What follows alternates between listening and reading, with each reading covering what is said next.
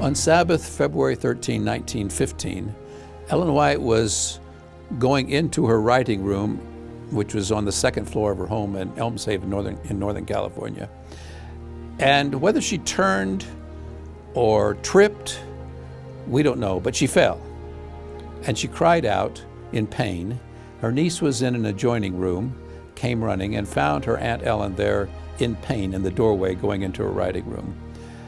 Her niece, of course, was afraid that her Aunt Ellen, who was 87 by this time, had fallen and broken her hip. And so she tried to help her get a little more comfortable. The niece called for some other people to come. They took Ellen White to the nearby St. Helena Sanitarium, x-rayed the hip, and in fact, it was broken. In those days, they didn't pin hips. And if you were elderly and you fell and broke a hip, it was almost like a death sentence. Pneumonia would eventually set in because you couldn't exercise. And so everyone knew that Ellen White's days, unless God worked a miracle, Ellen White's days were not going to be too many more. You can imagine when the word got around among Seventh-day Adventists that Ellen White had fallen and broken her hip, there was a great deal of concern. There had never been a time before when there was not a living connection between heaven and earth in this church. What would the future be like? What would happen? Willie White, her son, Ellen White's son, knew that Adventists were very concerned and were praying around the world for his mother. And so almost every week from then until her death in July, he would send a little short notice to the Review, and they would print those on the back page of the Review. And you can read through them, and you can see as you read over the next few weeks and months that she's getting weaker and weaker, and in fact, God was going to let her rest.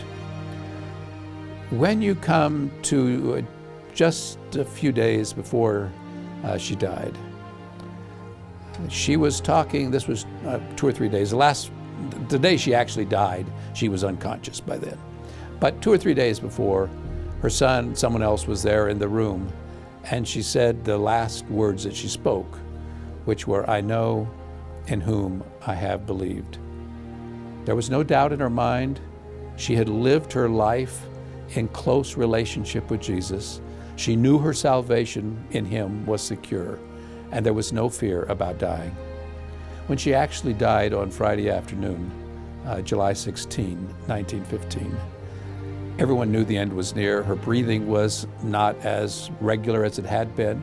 Word was sent out to various members of the family and workers that worked there on the place for Ellen White, that if you want to see her before she dies, why, you better come now.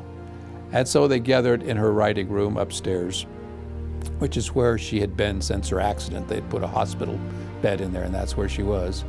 And they gathered around her. As I said, she was unconscious by then.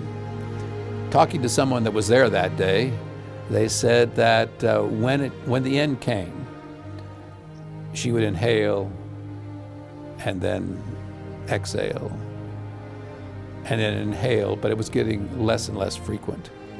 Ellen White's second oldest granddaughter, who was a very warm and loving person, sat there next to her grandmother's bed, holding her grandmother's hand. Somewhere, Mabel, that was the granddaughter's name, Mabel had heard that occasionally a person, just before they die, though they have been unconscious, may come to life, come to consciousness again. And if her grandmother became conscious, she wanted to make certain her grandmother knew someone was holding her hand. But the person that was there that told me said that when the end finally came, there was no struggle. It was just like a candle burning itself out, and finally the last poof, the last little bit of smoke from the candle. For 70 years, Ellen White had been the Lord's messenger. For 70 years, she had brought messages of hope and instruction and encouragement to this church. And for 70 years, she had walked in a relationship with Jesus so that, as I just said, her last words a few days earlier could be with confidence, "I know in whom I have believed."